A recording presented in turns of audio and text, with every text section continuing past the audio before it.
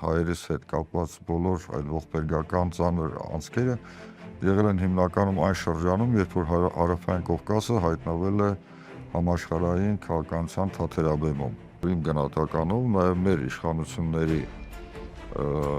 ջանքերով, հիմա այլ հարց է, դա արվել է միտումնավոր, թե ոչ գիտակից, բայց Հայաստանը ներքաշվեց այդ մեծ գեոաշխարհաքաղաքական այդ զարգացումների փուլը